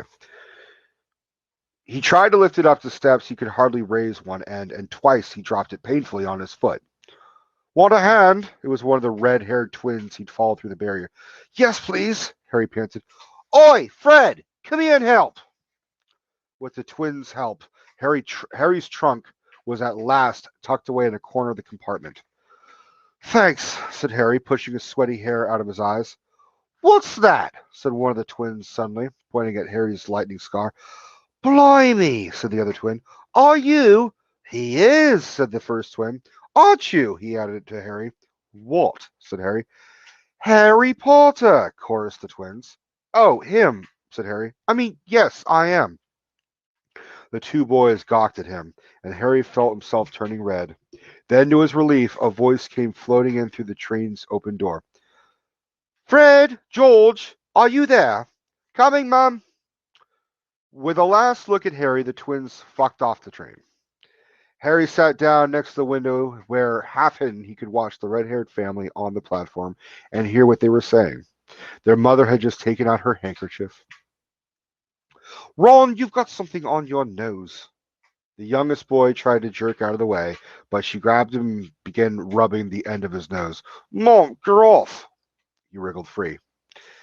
"Ah, has Uncle Ronnie got something on his nosy?" said one of the twins. "Shut up," said Ron. "Where's Percy?" said their mother. "He's coming now." The oldest boy came striding into sight. He had already changed into his billowing black Hogwarts robes, and Harry noticed a shiny silver badge on his chest with the letter P on it. "Can't stay long, mother," he said. "I'm up front. The prefects have got two compartments to themselves." "Oh, are you a prefect, Percy?" said one of the twins with an air of great surprise. "You should have said something. We had no idea." "Hang on, I think I remember him saying something about it," said the other twin. "Once or twice, a minute, all summer." "Oh, shut up," said Percy the prefect. "How come Percy gets new robes anyway?" said one of the twins. "Because he's a prefect," said their mother fondly. "All right, dear, well, have a good time and send me an owl when you get there." She kissed Percy on the cheek and he left. Then she turned to the twins. "I had enough of their shit." Now, you two, this year, you behave yourselves. If I get one more owl telling me you've blown up a toilet or blown up a toilet, we've never blown up a toilet. Great idea, though. Thanks, Mum. It's not funny, and look after Ron. Don't worry, Ickle Ronnykins is safe with us. Shut up, said Ron again. He was almost as tall as the twins already, and his nose was still pink where his mother had rubbed it. Hey, Mum, guess what? Guess who we just met on the train? Harry leaned back quickly so they couldn't see him looking. You know that black-haired boy who was near us in the station? Know who he is? Who? Harry Potter. Harry heard the little girl's voice. Oh, Mum, can I go to the train and see him, please, Mum? Oh, please. You've already seen him, Ginny, and the poor boy isn't something you goggle at in the zoo. Is he really, Fred? How do you know? Asked him. Saw his scar. It's really there, like lightning. Poor dear. No wonder he was alone, I wondered. He was ever so polite when he asked how to get onto the platform. Never mind that. Do you think he remembers what you-know-who looks like? Their Mundley suddenly became very stern. I forbid you to ask him, Fred. No, don't you dare, as though he needs reminding of that on his first day at school. All right, keep your hair on. A whistle sounded. Hurry up, their mother said, and the three boys clambered onto the train. They leaned out of the window for her to kiss them goodbye, and their younger sister began to cry. Don't, Ginny. We'll send you loads of owls. We'll send you a Hogwarts toilet seat. George! Only joking, Mum. The train began to move. Harry saw the boy's mother waving and their sister half laughing, half crying, running to keep up with the train until it gathered too much speed, then she fell back and waved. All right. Harry watched the girl and her mother disappear as the train rounded the corner. Houses flashed past the windows. Harry felt a great leap of excitement. He didn't know what he was going to do. What he was going to. But it had to be better than he was leaving behind. The door of the compartment slid open and the youngest red-headed boy came in. Anyone sitting here? He asked, pointing at the seat opposite Harry. Everywhere else is full. Harry shook his head and the boy sat down. He glanced at Harry and then looked quickly out of the window, pretending he hadn't looked. Harry saw he still had a black mark on his face. Hey, Ron! The twins were back. Listen, we're going down the middle of the train. Lee Jordan's got a giant tarantula down there. Blech. Right, mumbled Ron. Harry, said the other twin, did we introduce ourselves? Fred and George Weasley. And this is Ron, our brother. See you later, then. Bye, said Harry and Ron. The twins slid the compartment door shut behind them. Are you really Harry Potter? Ron blurted out. Yeah, subtle, Ron. Jesus Christ. All Rons are just so subtle, aren't they, guys? Harry nodded. Oh, well, I thought it might be one of Fred and George's jokes, said Ron. And have you really got, you know, he pointed at Harry's forehead. Harry pulled back his bangs to show the lightning scar. Ron stared.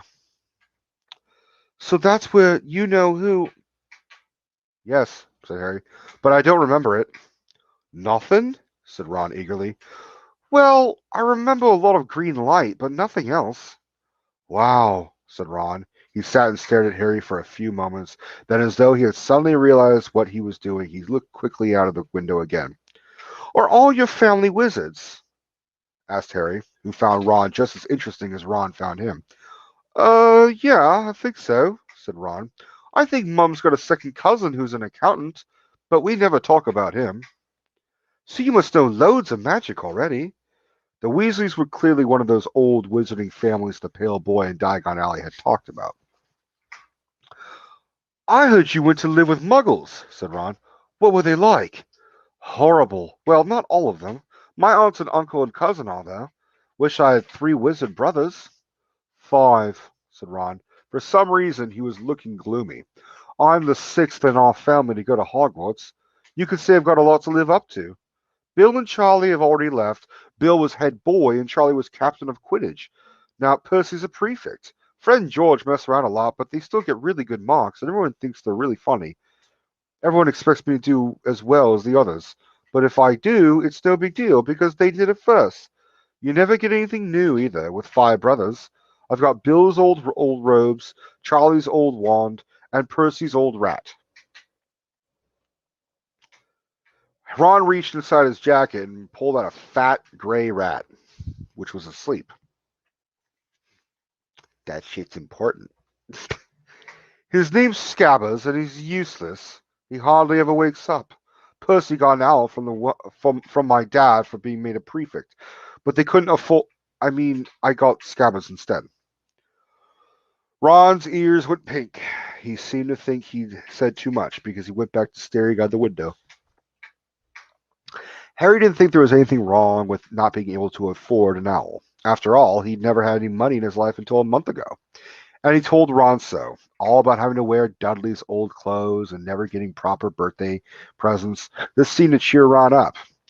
And until Hagrid told me, I didn't know anything about being a wizard or about my parents or Voldemort. Ron gasped. What? Said Harry. You said you know whose name, said Ron, sounding both shocked and impressed. I'd have thought you, of all people. Why would he have a brother's wand? Because they're poor as fuck. I think it's at least as long as they're in the bloodline, it'll still work for him. It just won't work as well as his own. But yeah,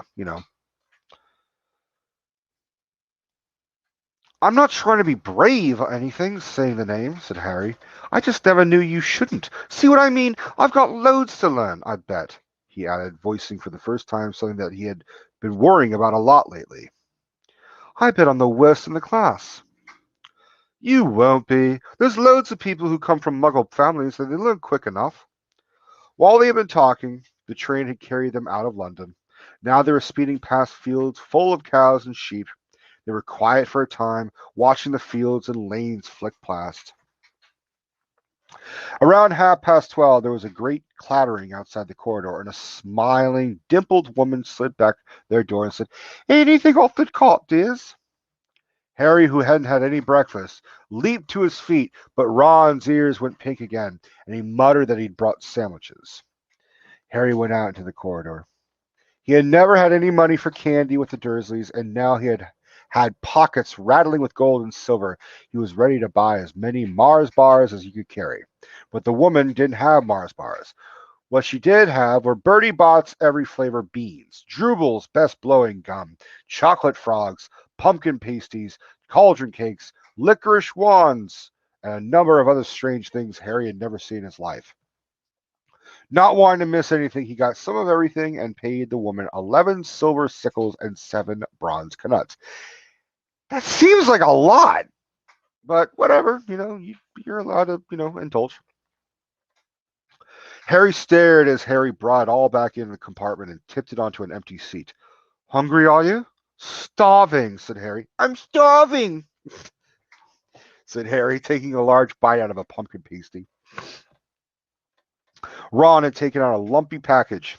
Ron took out his lumpy package and unwrapped it. Hello. There were 4 sandwiches inside. He pulled one of them apart and said, She always forgets I don't like corned beef. You are nuts. Corned beef sandwiches are great. Swap you for one of these, said Harry, holding up a pasty. Go on. You don't want this. It's all dry, said Ron. She hasn't got much time, he added quickly. With 5 of us. Go on, have a pasty, said Harry, who had never had anything to share before, or indeed anyone to share it with. It was a nice feeling, sitting there with Ron, eating their way through all of Harry's pasties, cakes, and candies. The sandwiches lay forgotten. Poor Molly. Damn. Her sandwiches just put all that effort. Just ungrateful goddamn kids. Oh my god, I'm turning old. I'm like, you goddamn ungrateful kids. She worked hard on those sandwiches. What are these? Harry asked Ron, holding up a pack of chocolate frogs. They're not really frogs, are they? He started to feel that nothing could surprise him. No, said Ron, but see what the card is. I'm missing a gripper. We hold it like that. There's your gripper. What? Oh, of course, you wouldn't know. Chocolate frogs have cards inside them, to collect. famous witches and wizards. I've got about 500, but I haven't got Agrippa or Ptolemy. You're poor as fuck, but you can buy chocolate frogs all the time. Okay. Harry unwrapped his chocolate frog and picked up the card. It showed a man's face. He wore half-moon glasses, had a long, crooked nose, and flowing silver hair, beard, and mustache. Underneath the picture was the name Albus Dumbledore. So this is Dumbledore, said Harry. Don't tell me you've never heard of Dumbledore. He just said, so this is Dumbledore. You're like, Ron, pay attention. Can I have a frog? I might get Agrippa. Thanks. Harry turned over his card and read. All right, this is some important shit right here. Albus Dumbledore, currently headmaster of Hogwarts, considered by many the greatest wizard of modern times. Dumbledore is particularly famous for his defeat of the dark wizard Grindelwald in 1945, for the discovery of the 12 uses of dragon's blood, and his work on alchemy with his partner Nicholas Flamel. Professor Dumbledore enjoys chamber music and 10-pin bowling. Okay. Harry turned the card back over and saw, to his astonishment, that Dumbledore's face had disappeared. He's gone. Well, you can't expect him to hang around all day, said Ron. He'll be back. No, I've got Morgana again. I've got about 6 of her. Do you want it? You could start collecting. Ron's eyes strayed to the pile of chocolate frogs waiting to be unwrapped. Help yourself, said Harry. But in, the Muggle world, people just stay in photos. Do they? Well, they don't move at all. Ron sighed, amazed. Weird. Harry stared as Dumbledore sidled back into the picture on his card and gave him a small smile. Ron was more interested in eating the frogs than looking at the famous witches and wizards cards, but Harry couldn't keep his eyes off them. Soon he not only had Dumbledore and Morgana, but Hengist. Yeah, that's a fucking name. Hengist of Woodcraft. Alberic Grunion. Cersei. Paracelsus. And Merlin. What the fuck? He finally tore his eyes away from the Druidess. Chlamydia? I'm going with that. Who was scratching her nose to open a bag of Bertie Bott's every flavor. Okay. You want to be... I'm sorry. I just named a witch. A Druidess chlamydia. You want to be careful with those, Ron warned Harry. How much time do I have? Oh, shit. We got to hurry. When they say every flavor, they mean every flavor. You get all the ordinary ones like chocolate and peppermint and marmalade, but then you get into spinach and liver and tripe. George reckoned he got a booger-flavored once. Well, no. English would say bogey-flavored. There you go. Bogey-flavored one once. Ron picked up a green bean, looked at it carefully, and bit into a corner. Clitoris? No, it's got Cleodona. Fuck it, chlamydia. Blech. See, sprouts. They had a good time eating the every flavor beans. Harry got toast, coconut, baked bean, strawberry, curry, grass, coffee, sardine, and was even brave enough to nibble the end of a funny gray one Ron wouldn't touch, which turned out to be pepper. The countryside now flying past the window was becoming wilder. The neat fields had gone. Now there were woods, twisting rivers, and dark green hills. There was a knock on the door of their compartment, and the round-faced boy Harry had passed on platform 9 3/4 came in. He looked tearful. Sorry, he said, but have you seen a toad at all? When they shook their heads, he wailed, I've lost him. He keeps getting away from me. He'll turn up, said Harry. Yeah, said the boy miserably. Well, if you see him... He left. Don't know why he's so bothered, said Ron. If I brought a toad, I'd lose it as quick as I could. Mind you, I brought Scabbers, so I can't talk. The rat was still snoozing on Ron's lap. He might have died, you wouldn't know the difference, said Ron in disgust. I tried to turn him yellow yesterday to make him more interesting, but the spell didn't work. I'll show you, look. Wait, that means he tried using magic outside of Hogwarts. How come you didn't get a goddamn letter? Huh? Did J.K. even fucking read her goddamn book when she was writing the sequels? He rummaged around his trunk and pulled out a very battered-looking wand. It was chipped in places and something white was glinting at the end. Unicorn's hairs nearly poking out. Anyway, he had just raised his wand when the compartment door slid open again. The toadless boy was back, but this time he had a girl with him. Lucky. She was already wearing her new Hogwarts robes. Has anyone seen a toad? Neville's lost one, she said. She had a bossy sort of voice, lots of bushy brown hair, and rather large front teeth. We've already told him we haven't seen it, said Ron, but the girl wasn't listening. She was looking at the wand, in his hand. Oh, are you doing magic? Let's see it then. She sat down. Ron looked taken aback. All right. Sunshine daisies, buttermellow. Turn this stupid fat rat yellow. Like, Ron, you grew up in a household where, like, your parents were saying shit. Like, on what planet did you think that was a fucking spell? Stupid. He waved his wand, but nothing happened. No shit. Scabbers stayed gray and fast asleep. Are you sure that's a real spell? No, said the girl. Well, it's not very good, is it? I've tried a few simple spells just for practice, and it's all worked for me. Again, how are you doing this outside? Like, you... What? Nobody in my family is magic at all. It was ever such a surprise when I got my letter, but I was ever so pleased. Of course, I mean, it's the very best school of witchcraft there is. I've learned all the course books by heart. Of course, I just hope it will be enough. I'm Hermione Granger, by the way. Who are you? She said this all very fast. Sorry about that. Harry looked at Ron and was relieved to see by his stunned face that he hadn't learned all the course books by heart either. I'm Ron Weasley, Ron muttered. Harry Potter, said Harry. Are you really? Said Hermione. I know all about you, of course. I got a few extra books for background reading. And you're in modern magical history and the rise and fall of the dark arts and great wizarding events of the 20th century. Am I? Said Harry, feeling dazed.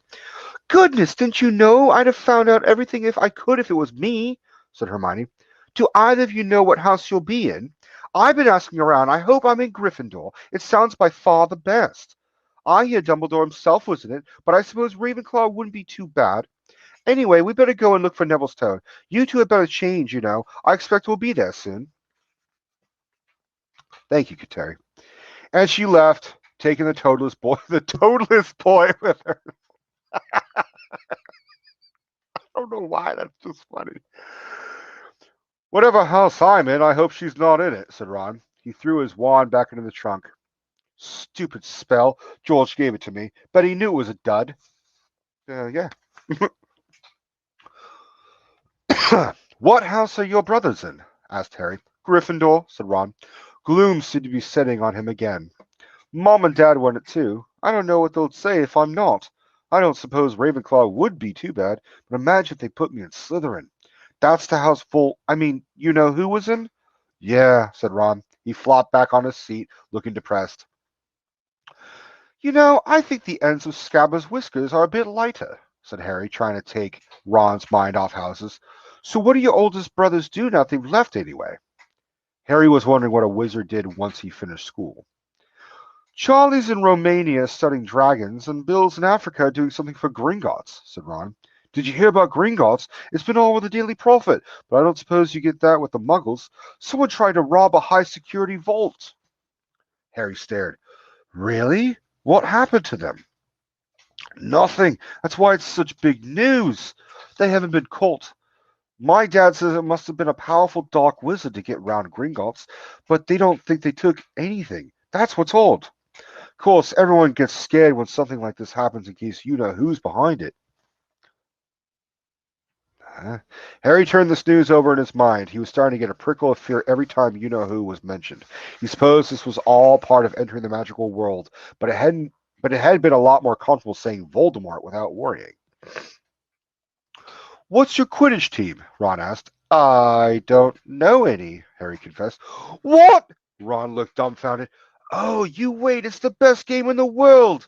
And he was off, explaining all about the 4 balls and the positions of the 7 players, describing famous games he'd been to with his brothers and the broomstick he'd like to have if he had the money. He was just taking Harry through the finer points of the game when the compartment door slid open yet again. But it wasn't Neville the Toadless Boy or Hermione Granger this time. There we got 5 minutes coming up pretty soon. 3 boys entered, and Harry recognized the middle one at once. It was the pale boy from Madame Malcolm's robe shop. He was looking at Harry with a lot more interest than he'd shown back in Diagon Alley. Is it true, he said, this thing... Hang on. Go away. Go away, notification. Go away. Is it true, he said, this saying all down the train that Harry Potter's in this compartment? So it's you, is it? Yes, said Harry. He was looking at the other boys. Both of them were thick-set and looked extremely mean. Standing on either side of the pale boy, they looked like bodyguards. Oh, this is Crabbe and this is Goyle, said the pale boy carelessly, noticing where Harry was looking. And my name's Malfoy. Draco Malfoy. Ron gave a slight cough, which might have been hiding a snigger. Draco Malfoy looked at him. Think my name's funny, do you? No need to ask you who you are. My father told me all the Weasleys have red hair, freckles, and more children than they can afford. He turned back to Harry. You'll soon find out some wizarding families are much better than others, Potter. You don't want to go making friends with the wrong sort. I can help you there. He held out his hand to shake Harry's, but Harry didn't take it. I think I can tell who the wrong sort are for myself, thanks, he said coolly. Draco Malfoy didn't go red, but a pink tinge appeared in his pale cheeks. I'd be careful if I were you, Potter, he said slowly. Unless you're a bit politer, you'll go the same way as your parents. Jesus! They didn't know what was good for them either. You'd hang around with riffraff like the Weasleys and that Hagrid. It'll rub off on you. Both Harry and Ron stood up. Say that again, Ron said, his face as red as his hair. Oh, you're going to fight us, are you? Ron sneered. Unless you get out now, said Harry more bravely than he felt, because Crabbe and Goyle were a lot bigger than him or Ron. But we don't feel like leaving, do we, boys? We've eaten all our food, and you still seem to have some. Goyle reached toward the chocolate frogs next to Ron. Ron leaped forward. Before he so much as touched Goyle, Goyle let out a horrible yell. All right, I'm going to stop there because there's no chance. And I'm like all right, hold on. Scabbers the rat was hanging off his finger, sharp little teeth sunk into Goyle's knuckle. Crabbe and Goyle backed away as Goyle swung Scabbers round and round, howling. And when Scabbers finally flew off and hit the window, all 3 of them disappeared at once. Perhaps they thought there were more rats lurking through the suites, or perhaps they'd heard footsteps, because a second later, Hermione Granger had come in. What has been going on? She said, looking at the sweets all over the floor, and Ron picking up Scabbers by his tail. I think he's been knocked out, Ron said to Harry. He looked closer at Scabbers. Nope, I don't believe it. He's gone back to sleep. And so he had. You've met Malfoy before. Harry explained all about their meeting in Diagon Alley. I've heard of his family, said Ron darkly. Oh, shit! They were some of the first to come back to our side after you-know-who disappeared. Said they've been bewitched. My dad doesn't believe it. He says Malfoy's father didn't need an excuse to go over to the dark side. He turned to Hermione. Can we fucking help you with something? You better hurry up and put your robes on. I've been up to the front to ask the conductor, and he says we're nearly there. You haven't been fighting, have you? You'll be in trouble before we even get there. Scabbers has been fighting, not us, said Ron, scowling at her. Would you mind leaving while we change? All right, I only came in here because people outside are behaving very childishly, racing up and down the corridors, said Hermione in a sniffy voice.